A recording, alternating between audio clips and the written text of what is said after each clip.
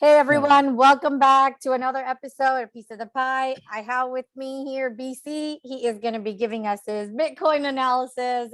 We're going to be checking as to what we did last week and how it's playing along so far, where we're at with the markets, and we'll look at a couple altcoins as well. So that'll be interesting to see where we're at with the markets because we had a nice little pump there, but now it looks like maybe we're headed back down. So I love to hear what BC has to say. So take it away. Welcome. Hey guys, hi Pi, how are you? Thank you for having me again on your show. Really excited.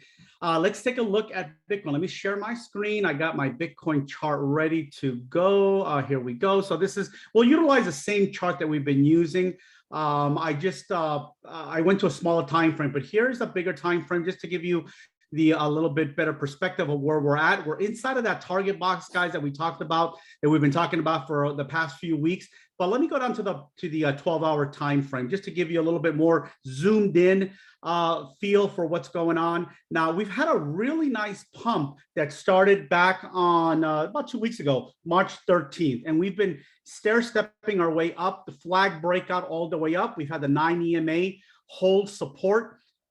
Pretty much we lost it very briefly here around the 20th, but we've been holding it really nice since then. Now we are technically underneath the 9 EMA, but we still have 7 hours and 43 minutes for this candle to close. But I would suspect that we probably were going to be going back down, but just for a short correction. I think this rally still has more gas.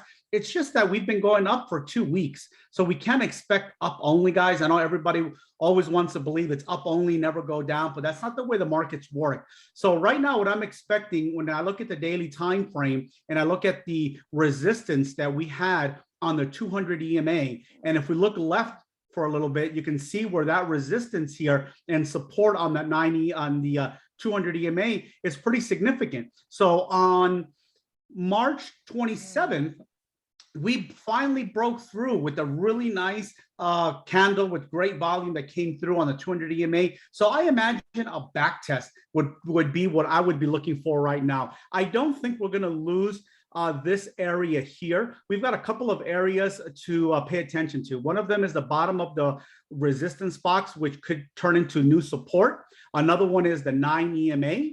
And finally, if we break through those two here, would be the 200 EMA. If I was a betting man, I would probably lean more towards the 200 EMA only because of the resistance that we found here. And I typically like to look for back test area. So I would imagine maybe a wick, and maybe what I'm probably looking at is a wick to the 200 EMA, and the candle body will probably hold with both of these two areas of support converging together, which is the 9 and the bottom of this box. But I do think that we will continue. I don't think this is the end of this rally. We still have a lot of space inside of this area here that we had anticipated to hit. Now, if we, like I mentioned, just to reiterate a couple of points that we talked about in the last few videos, if we break, guys, the top of this box and we start consolidating, I will be very, very excited to see the bulls follow through, because I think the chances of us continuing and putting in a new higher high once we break here and consolidate is very good. At this point, I would change my bear bias to bull bias. So currently, even though the market has been looking good, I'm still have a bear bias. I have to see certain areas in the charts to invalidate my bear bias. So as soon as those points get invalidated, be more than happy to switch over to the bear and moon season boys all day long. But keep in mind also, guys, there is a point where I believe that we will see some major resistance once if we can break through here and consolidate. One of those is going to be obviously the prior high, but the end of the harmonic pattern puts us at about 72,300 around that area, guys. So that's where I would start paying attention. If you guys are in the market to take some profits, because the likelihood of Bitcoin retracing, cooling down from this point here is usually pretty good because that will complete the harmonic patterns. Harmonic patterns don't hit exact, guys. So give it a margin of a couple of $100 plus or minus. So just be cautious of that. Don't try to play the very top. The best thing to do if you've been scaling in, do the same thing on the way out. You want to scale out of the market. Don't try to measure those bottoms and don't try to measure those tops. That's a very dangerous game, and you can end up losing a lot or not taking enough profit if you try to play that game.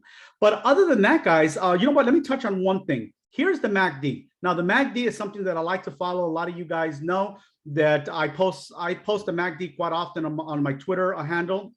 Some people say that the MACD is irrelevant. It's so not irrelevant. It's such a great tool because it gives you a really good overall look and feel of what's going on with the momentum of the market. And this is what I've been waiting for. So we have the high, we have a lower high. If the rally does go to the top of that $52,000 resistance box, and we don't break through, the bulls don't come through, that probably will put the MACD inside of this lower high area here and further downside. So let me give you the bear scenario to the opposite of what I was just touching on for the bull case. The bear scenario would be for me that we cannot break this box here and we do not consolidate and we end up going further down, putting in a high, low, lower high, lower low, lower high, and then a continuation down to the 200 EMA. I still believe that this is what I am still looking for the market to do. So I just want to make sure you guys are clear on that. I have not changed to a bull bias. I can recognize that we're in a nice bull trend at the moment. A trend and a reversal are two different things, guys. This is a look. This is a bull trend. This was a bull trend. This was a bull trend, and here we are. Again, we have a bull trend, not a reversal. A reversal for me, like I mentioned before, would be breaking this. That would be signified for my TA. That would be a reversal. A break here would just give us, a turnaround from here, a rejection, better said, and further downside would just put another lower high on the table for me. So I am not going to get too excited just yet, but it is looking good. So if you are bullish and you've been scaling in, good for you guys. I'm sure you guys are enjoying the alts. So if you don't mind, Pi, I'm going to switch over to some major alts. Yes. I'm going to start off with Ethereum. So let me do this. Let me switch to a different chart, guys. This is my personal chart. It has a lot of just crazy lines that make sense to only me. So let me go to a cleaner chart. This is a little bit cleaner. So this is a good one because this is the one that I've been posting on Twitter. So as you can see, I had posted this chart a few days back, and I was watching for this volume divergence that did not play out. The bulls came, brought it to the table. We broke above that 200 EMA with the really nice volume candle as well. Mm-hmm. Now the same analysis kind of goes for Ethereum. To be honest with you guys, I am looking for that back test back into that 200, which in the daily time frame would be almost identical to Bitcoin. We found resistance on the 200 EMA. We broke through it. I would imagine that a back test to that 200 EMA is what I would be looking for. Now, if you look to the left, guys, you know what? Let me get rid of this just to clean up the chart. We don't no longer need this. This was invalidated by this candle. So let me get this out of here. And that's one of the things about TA, guys. You have to have invalidation points. So that's why I removed those from my chart. This invalidated my volume bear divergence. I removed them. I move on. I find new metrics. Now, what do I look for? I look for back tests, just like we're looking for in Bitcoin. I'm looking for a 200 EMA back test. But first, we've got the 9 EMA. Look how strong the 9 EMA has been for support on this entire move. We haven't lost the 9 EMA since we broke above it here on March 16th. So I would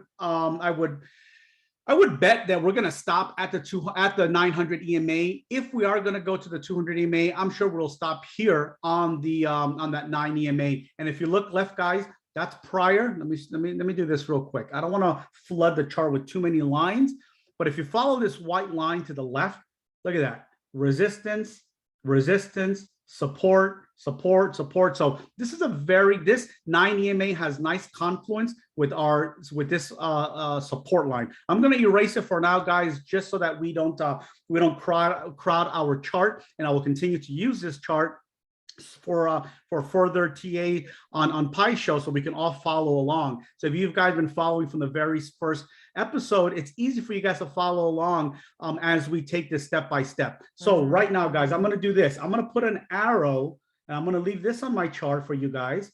I'm going to put an arrow right underneath and I'm going to put it green because we're expecting support. So I always like to associate support with green, resistance with red. So this will be where we will leave off for our next episode next week. Did we bounce off the 200 EMA? As a matter of fact, let's do this, guys. Let's make it even easier for you guys. I'm going to put a quick little notation right here for next week. Did we bounce off the 200 EMA? And I suspect that we are. Let me just lower this a little bit here. There we go. So we're going to be looking for this next week. Did we bounce off the 200 EMA? And then we'll see where we're at. Again, I am in the camp that we will bounce, and we will probably get right back up to, I'm going to do this too. Let me draw this arrow, because sometimes this is a good way to keep track of kind of what our vision may be. So we'll do something like this, and we'll do something like this. This is what I would see for a continuation. If the bulls are still in control, I would see something like this, a back test of the 200 EMA. I was holding it, Ed, and by next week, we will be talking about how close to this new resistance did we get. So that's what I have for Ethereum for right now, guys. Let's take a look at, I've got a couple of alts already here on my chart. Let's take a look at Filecoin. Filecoin is one that I mapped for my private Discord group, and it's been playing out really, really nice. We got into our buy zone. Let me just get this out of here. It's already put in like 70-something%. So that was our buy zone right there. She stood in the buy zone for quite a while, for almost 2 months, actually probably like 2 months. And this is where you want to consolidate. Well, excuse me, this is where you want to buy when it's consolidated inside of those buy zones. We're not worried about catching every single penny or dollar, but when we're inside of a range of a buy zone, that's when we want to buy. And sure enough, volume came in and we started to head back up. We're only retracing, obviously, because Bitcoin has a little bit of a pullback right now in the lower time frame. So that's always going to affect the alt as well. Not always, but most alt will retrace when Bitcoin is coming down. Yep. Unless you have an altcoin that has some sort of news, some sort of event coming out, 99% of these will have that effect when Bitcoin does start to retrace, even if it's just a little bit. So that's kind of what we're going through right now. But nevertheless, guys, Filecoin has pretty much retraced, come back, reset. And look at this MACD, guys. This MACD looks ferocious. Yeah, I mean, and the ROI on this coin, just to give you a little bit of insight, check this out, guys. You guys are gonna like this ROI. I think I have it here on my chart. Yep, there it is. Well, you know what? I'll do it from here, guys. I'll do it from current levels. ROI from current levels, guys, is 1,659%. That is insane. Just imagine that, guys. You put $1,000, and if you hold it to the top, you're looking at $16,590 return.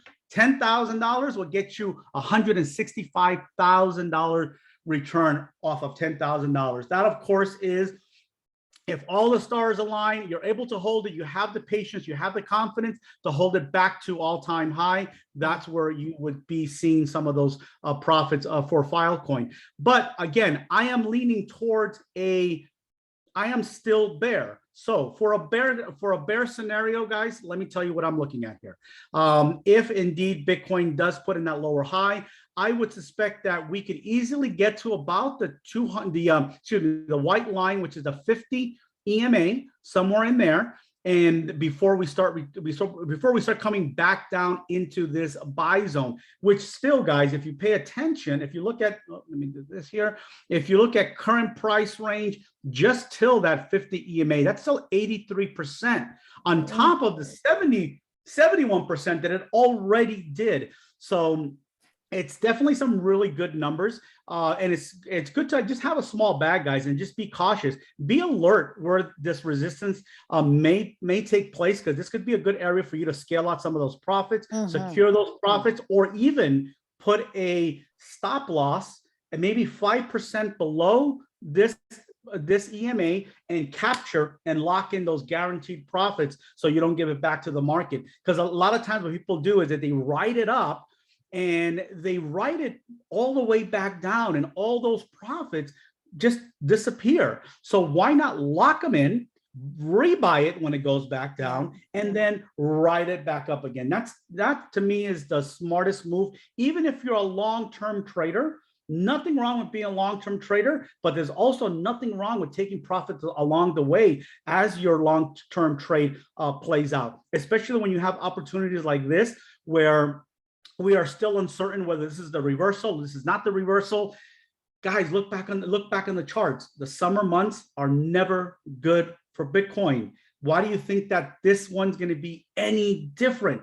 It's so frustrating to hear people every summer say the same thing. I should have took profits. I should have took profits. When you have people like myself telling you, take those profits, secure those profits. But here we are, and we're back in our spring rally, which happens almost every year, and we almost can know what that outcome is going to be. We're going to flush out before that summer comes, and it's going to be a very slow, dragging summer months where you guys could have had some nice change in your pocket. You guys can enjoy those profits and reset. And basically, what I like to call is rinse and repeat. Because whatever you sell here, you get to buy it back down here again, and you get to write it back up again. So you rinse and repeat is a good way to have some extra money for those summer months and have some good times with your family. So that's what I have for Filecoin right now. Another chart that I have here open is FTM. FTM is one of my favorites as well because of the utility factor, like we talked about last week. I like looking for coins with utility. This does not have a nice market structure. So if you guys that are intermediate knowledge to charting, you guys should be able to identify this immediately. This is a perfect textbook double top. Perfect. Or the left side is higher than the right side. The market structure couldn't be any better. Now, a double top doesn't mean that once it double top is going to go straight down. Nothing goes straight down. Just like here, nothing went straight up. We had a nice little pullback. Let me just measure this pullback to give you guys just a little bit of perspective. 52% on the way up. We had that pullback. So nothing is going to go straight down. Nothing's going to go straight up. So I would say if we do get that continuation with Bitcoin up into that $52,000 area, FTM Fantom can probably make it up to the 0.50. And I say the 0.50 because if you look to the left, guys, that was really strong support. Look at this, very strong support in that area. And that usually signifies a very strong area of resistance. And Fantom has done exceptionally well. It's done 48% so far, and it has, what does it have left? It's got from current price another 32%. That's a great ROI, guys. 32% is a great. Go ask somebody in the traditional stock market what their average ROI is. They're happy if they get 0.5%.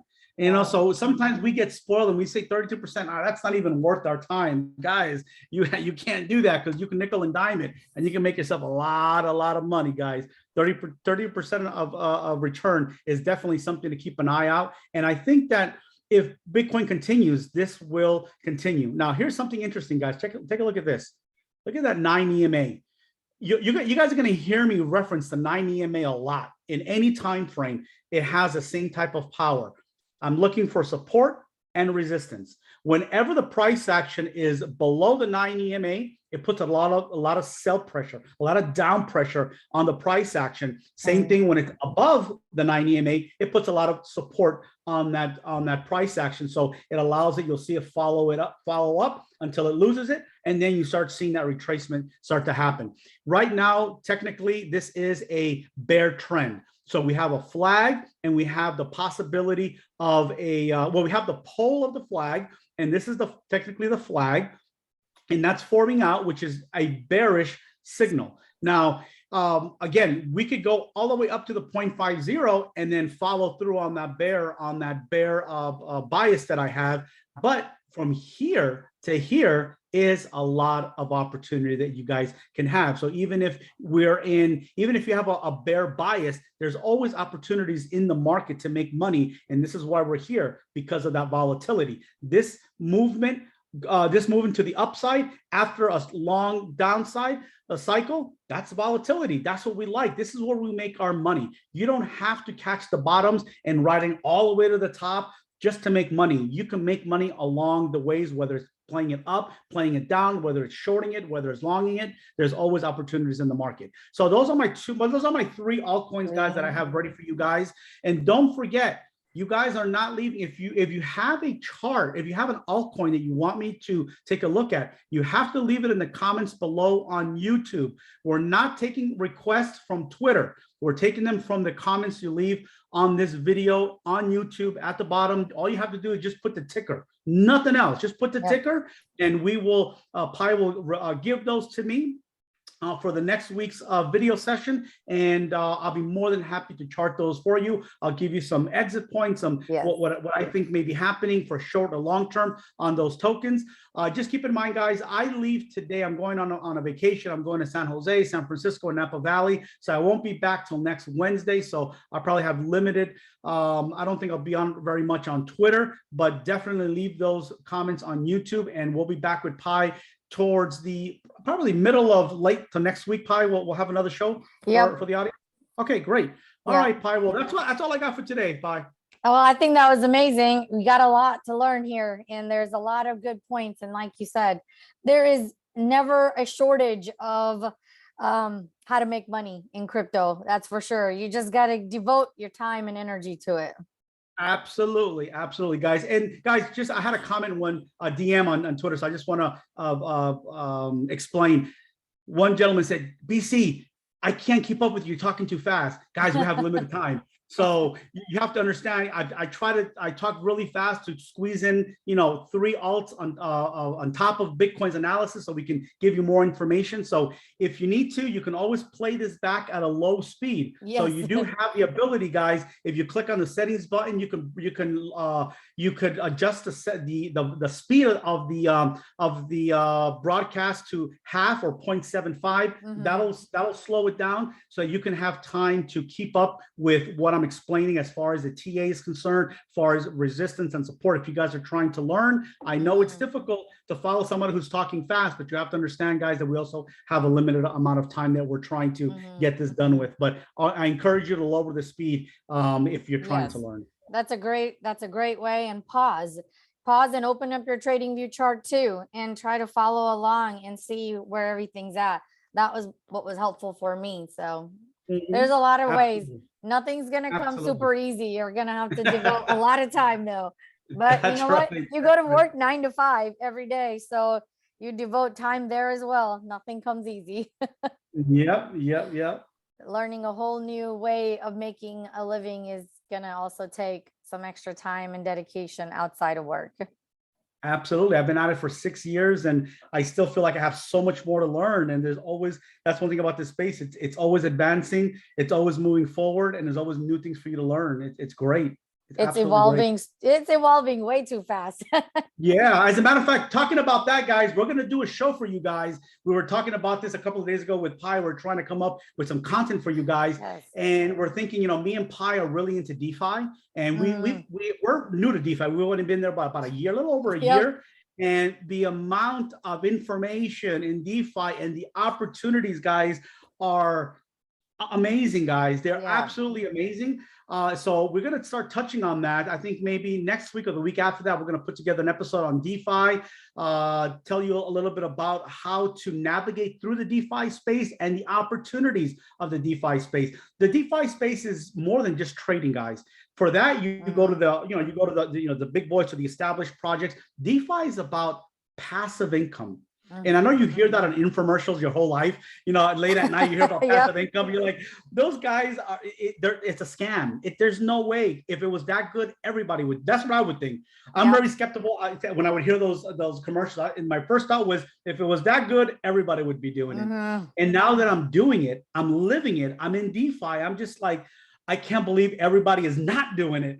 You know, it's just amazing, guys, the opportunity. And I've shared some videos with you guys on my Twitter page on a project that I'm in with Charge, showing you guys how I'm making $5,000 a day. I show you my wallets. I show you my accounts. I'm completely transparent. Pi is one of my almost 400 members that I have on my private Discord group, so she can attest and vouch for me, guys. I'm very, very transparent. The reason for that, guys, is because I don't want people to think that it's too good to be true. There's no way you can make that kind of money, because if not, everybody would be doing it, and that's the mentality that I have. So in order to try to combat that, I try to be as open as possible. I share my wallets.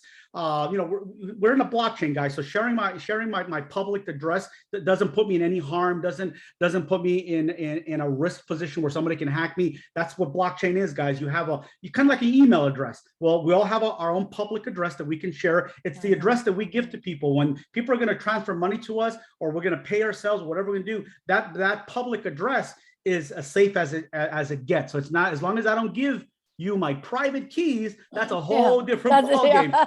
Yeah, so I have the ability, guys. I have the ability to be very transparent with you guys, so you don't feel like, oh man, BC, there's no way he's making that kind of money.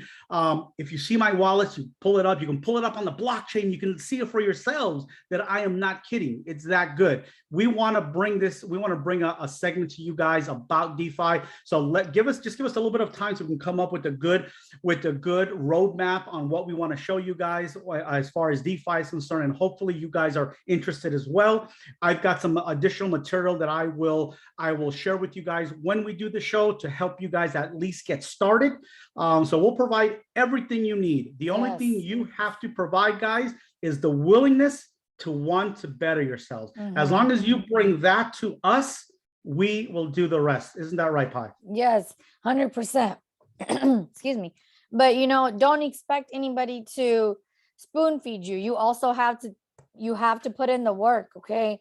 Nothing comes super easy. So yeah, DeFi is a very good, lucrative way to get passive income, but you have to be mindful, be present, you know, and learn and understand how the concepts and things that we're going to learn from BC. We'll be picking at his brain, and he's going to let us into his brain and how he has made a lot of money in DeFi. But you have to take that info. He's not just giving away his money, he's giving away his secrets. So you got to turn around and use those, because that's the key. Absolutely. And you know what's funny, Pi? A lot of people have the mentality of you know what, if you know, I want to make money. I want to know, if I knew how to do it, I would do it. And it's incredible. I've shown so many people how to do it. And a good portion of those have done it and followed my footsteps and have done very well. But even when you show people how to do it, they don't want to put the effort, and then they complain that they're not making any money. So it's not easy, guys. It's not like you're just going to click a button and you're going to start making money. You have to be on top of it. You have to understand how it works. You have to start off with very small amounts, with 20, $50, see how you navigate through that, get that muscle memory going on. It's a few more steps, guys, than what you probably do now with a decentralized exchange. Decentralized exchange, you log in, you have to transfer money in there, you have to find the coin that you want, you have to put your limit order. With DeFi, it's just almost the same amount of steps, just different ones. And when you do them one time, guys, it's going to be the same steps over and over again. I remember the first time I put an order in on a centralized exchange. Back then, for me, it was Poloniex. It was very intimidating. It was very, very intimidating. You know, you have all these boxes, you don't quite understand what it was. Back then, we didn't have any stable coins. We had just Bitcoin. So we had to figure out the fractions, the decimal points. It was very, very intimidating.